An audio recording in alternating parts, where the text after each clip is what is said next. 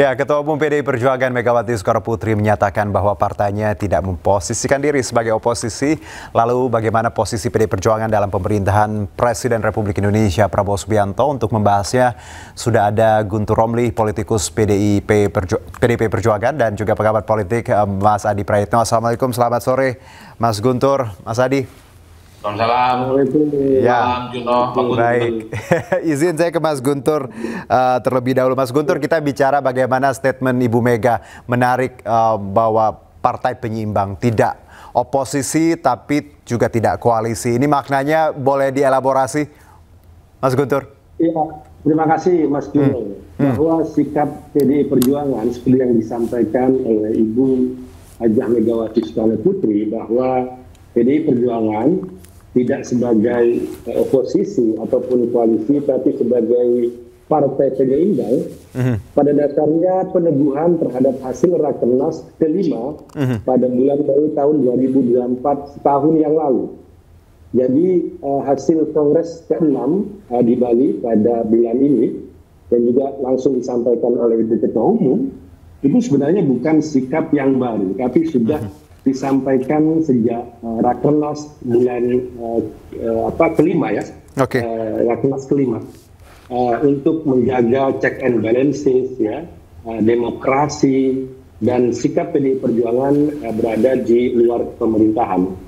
Dan ini sebenarnya juga salah satu konsistensi dari Ibu Megawati terhadap sistem ketenaganegaraan kita, yang beliau sering ulang dan beliau sampaikan bahwa dalam sistem ketenaganegaraan kita tidak mengenal istilah koalisi dan oposisi. Karena kalau koalisi itu kan masuk dalam pemerintahan, kemudian dia akan bersama baik buruknya pemerintahan tersebut. Nah, sedangkan oposisi itu kan piece of piece. Apapun yang menjadi program dari pemerintah yang berkuasa, baik itu buruk ataupun juga baik ya, semuanya akan ditentang. Yang baik pun juga akan dicari keburukannya, kemudian yang buruk apalagi akan terus diperburuk. Nah, sikap PDI Perjuangan sebagai partai penyeimbang akan sekali lebih kritis, lebih arif ya, melihat persoalan-persoalan dalam pemerintahan saat ini. Seperti yang sampaikan oleh Ibu Megawati, ya kalau pro rakyat, ya kami akan mendukung. Tapi kalau dia bertentangan dengan Pancasila, dengan amanat pendirian rakyat pada sosial, maka kami akan bersuara lantang. Demikian. Mas Guntur, kalau ada asumsi publik atau pihak-pihak tertentu kalau sikap PDIP melunak pasca amnesti, bukan ya, Mas Guntur ya? Karena tadi ini bukan sikap yang baru ya? Ya, makanya saya tegaskan tadi bahwa sikap ini sebenarnya seperti Rakernas bulan Mei tahun 2024. Jadi tidak ada hubungannya dengan persoalan amnesti yang diberikan oleh Presiden Prabowo terhadap Mas Hasto Kristianto. Meskipun kami tentu saja berterima kasih, kami mengapresiasi, dan juga Mas Hasto juga menyampaikan terima kasih kepada Presiden Prabowo. Siapapun yang mendukung beliau hadir saat pengadilan pun Mas Hasto bilang terima kasih. Apalagi ini Presiden Prabowo yang memberikan amnesti, itu sungguh anugerah yang luar biasa, makanya menyampaikan Mas Guntur. Saya dapat poinnya. Saya ke Mas Adi langsung. Mas Adi, kalau kita membaca sikap PDIP ya, Ibu Mega juga dalam kemarin menyatakan bahwa tidak oposisi, tidak koalisi, dan tentunya tadi partai penyeimbang. Apakah statement ini kalau tadi saya tanyakan ke Mas Guntur, pasca amnesti agak melunak, atau menurut Anda seperti apa, Mas Adi? Ya, pertama saya ucapkan selamat dulu ke Bang Guntur yang kelihatan sangat berbahagia. Kongresnya berjalan dengan lancar. Kemudian Megawati Soekarnoputri dikukuhkan kembali sebagai Ketua Umum PDIP, dan Pak Hasto sudah bebas dan bisa menghirup udara segar.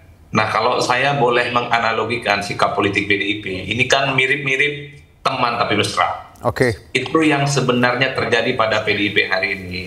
Satu sisi memang PDIP itu berada di luar kekuasaan politik, tidak menjadi bagian dari koalisinya Pak Prabowo Subianto. Tapi kalau mau jujur sebenarnya, secara prinsip sejak lama PDIP itu sudah begitu banyak memberikan dukungan-dukungan politik terkait dengan kebijakan-kebijakan politik yang sudah dibuat oleh Prabowo Subianto. Mari kita cek satu persatu. Misalnya ketika ada kenaikan PPN 12%, PDIP mendukung secara total. Ketika misalnya ada revisi Undang-Undang TNI, PDIP juga memberikan dukungan secara total. Ketika ada program makan bergizi gratis, sekolah rakyat dan seterusnya, PDIP juga memberikan dukungan secara penuh. Jadi bagi saya sebenarnya Mas Juno, sikap politik PDIP itu betul yang disampaikan Bang Guntur, tidak ada yang berubah. Jadi segala sesuatu yang nilai memang oke untuk kepentingan bangsa dan negara mereka dukung.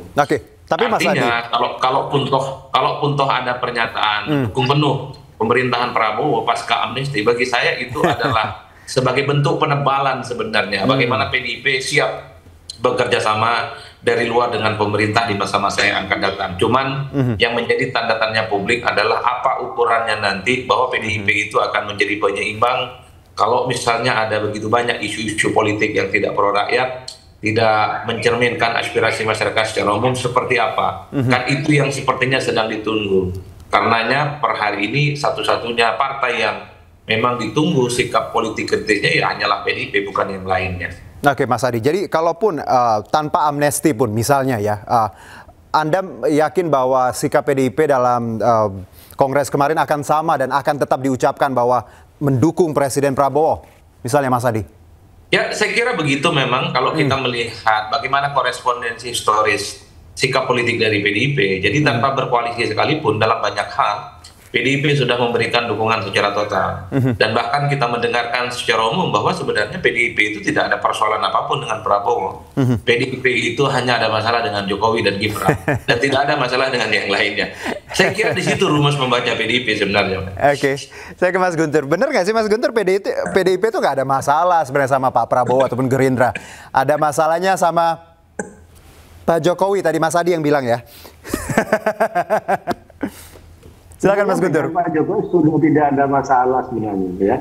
Karena sudah ada keputusan dari partai untuk mengeluarkan Pak Jokowi bersama 27 kader yang lain. Jadi sebenarnya udah jadi persoalan. Nah, kembali kepada sikap dari PDI Perjuangan ya, seperti disampaikan tadi oleh Mas Adi, ya sebenarnya sikap PDI Perjuangan yang ditunggu-tunggu ya sebenarnya yang sudah selama ini sering kita dengar, yang sudah diputuskan dalam Rakernas dan Kongres ini kan musyawarah tertinggi ya dalam partai, dalam di PDI Perjuangan. Ketika sikap itu sudah diambil ya, kemudian disampaikan oleh Ketua Umum, maka itu menjadi panduan ya bagi semua kader, bagi semua pihak yang terlibat dengan PDI Perjuangan, bahwa sepanjang program-program pemerintahan itu pro rakyat, maka PDI Perjuangan akan memberikan dukungan yang total, support total gitu loh. Tetapi kalau di situ ada persoalan, misalnya kita lihat saja di Senayan, ya bagaimana juga komisi dari kami, fraksi dari kami, yang juga memberikan kritik-kritik, misalnya makan bergizi gratis. PDI Perjuangan tentu saja mendukung. Tetapi kalau ada masalah soal keracunan, masalah soal di makan bergizi gratis ya, komisi fraksi yang ada di PDI Perjuangan akan memberikan kritik-kritik yang keras, termasuk misalnya Koperasi Merah Putih. Koperasi Merah Putih PDI Perjuangan itu memberikan dukungan ya. Tetapi ketika ditanyakan bagaimana bisnis plan-nya, bagaimana ke depannya dan lain sebagainya, maka terbentuk dari kritik-kritik yang disampaikan oleh PDI Perjuangan. Jadi dukungan pun itu ya yang kami sebut ya, dari kutipannya Ibu Ketua Umum itu kan dengan syarat ya. Kami tidak memberikan cek kosong terhadap dukungan terhadap pemerintahan Pak Prabowo Subianto. Begitu. Baik, Mas Adi mungkin kalau kita lihat dinamika yang terus berjalan dan tadi sikap PDIP yang somehow agak abu-abu bahwa bisa tidak oposisi juga tidak koalisi. Lalu menurut Anda apa untungnya untuk PDIP? Karena ketika kita bicara mengenai ya di luar eksternal tentunya ya tidak akan dapat apa-apa. Tapi di luar itu menurut Anda ada analisa lain, Mas Adi? Mas Juno, PDIP ini jago berpolitiknya. Oke. Jadi dengan menyebut sebagai partai penyeimbang, satu sisi PDIP ingin terlihat sebagai partai di luar kekuasaan, tidak menjadi bagian dari koalisi pemerintah, tapi pada saat yang bersamaan PDIP akan bekerja sama dan mendukung program-program strategis yang dimiliki oleh Prabowo Subianto. Ini yang saya sebut sebagai seperti orang sekali mendayung 4 pulau terlampaui. Satu sisi ceruk politik kelompok-kelompok kritis tentu akan diharapkan sebagai bagian dari kepentingan politik elektoral di masa-masa yang akan datang, karena publik tahunya PDIP itu kan memiliki DNA oposisi jika memang dalam pilpres itu kalah, dan itu terbukti misalnya sejak SBY menang pilpres 2 kali berturut-turut, memang PDIP itu memilih berada di luar kekuasaan sekalipun misalnya ada tawaran bagi PDIP untuk menjadi bagian di dalamnya. Tapi pada saat yang bersamaan, inilah hebatnya PDIP, sekalipun berada di luar kekuasaan, tapi mengulurkan tangan kepada Prabowo, kepada pemerintah, siap bekerja sama sepanjang keputusan-keputusan politiknya itu sesuai dengan rakyat, sesuai dengan aspirasi masyarakat secara umum. Dalam konteks itulah kemudian wajar jika PDIP menyebut sebagai partai penyeimbang. Tapi tentu saja yang diharapkan oleh publik itu adalah PDIP terus kritis jika ada kebijakan yang tidak Mas Adi. saja sebenarnya, Mas. Baik, terima kasih sekali. Kami dapat poinnya, waktunya terbatas. Pertanyaan saya jujur ya masih banyak. Dan masih mengarah ke berbagai kemungkinan possibility ke depannya. Baik, terima kasih Mas Guntur dan juga Mas Adi. Sehat-sehat, selamat berakhir pekan. Terima kasih. Pak Guntur. Ya, terima kasih. Baik, pemirsa, kita lanjutkan. Pemberian amnesti dan abolisi bagi Hasto Kristianto dan Tom Lembong masih menuai perdebatan. Yayasan Lembaga Bantuan Hukum Indonesia YLBHI menilai pemberian amnesti dan abolisi merupakan bentuk pelecehan terhadap pengadilan.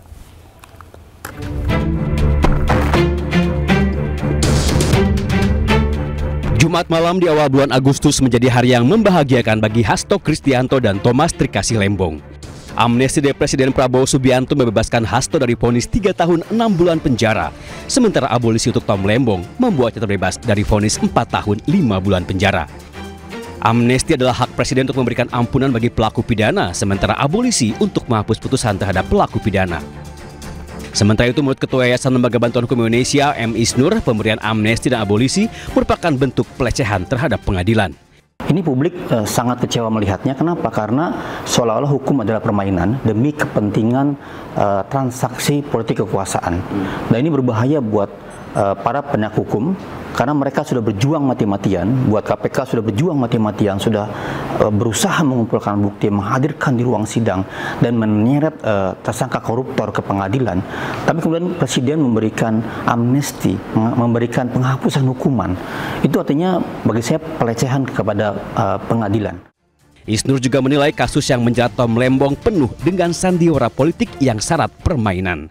Seharusnya kalau di kasus Tom Lembong, kalau emang tidak ada kesalahan, kenapa sejak awal nggak dihentikan? Kenapa nggak diberhentikan penuntutannya, nggak berhentikan penyidikannya? Kenapa nggak dituntut bebas di pengadilan? Ini kan jadi seolah-olah proses di pengadilan itu adalah sandiwara, dagelan, kalau ujung-ujungnya ketahuan. Dan ini diberikan kepada elit politik. Hasto Kristianto terjerat kasus dugaan suap dan perintangan penyidikan dalam perkara Harun Masiku. Sementara Tom Lembong menjadi terdakwa dalam dugaan kasus korupsi impor gula. Kini keduanya terbebas dari semua tuntutan. Tim Liputan iNews melaporkan. Ya, pemirsa, pemberian amnesti kepada Hasto Kristianto dan abolisi kepada Tom Lembong memunculkan spekulasi publik mengenai hubungan Jokowi dan Prabowo. Apalagi Ketua Umum PDIP Megawati Soekarnoputri sempat memberikan arahan kepada seluruh kadernya untuk mendukung Presiden Prabowo. Namun anggapan tersebut langsung ditepis Joko Widodo. Ya, setiap partai memiliki kebijakan internal sendiri-sendiri. Artinya hubungannya Pak Jokowi dengan Pak Prabowo tetap baik-baik saja seperti apa, Pak? Baru aja beliau ke rumah, baru aja kita ngebakmi bareng di Mbah Citro sampai jam 12 malam.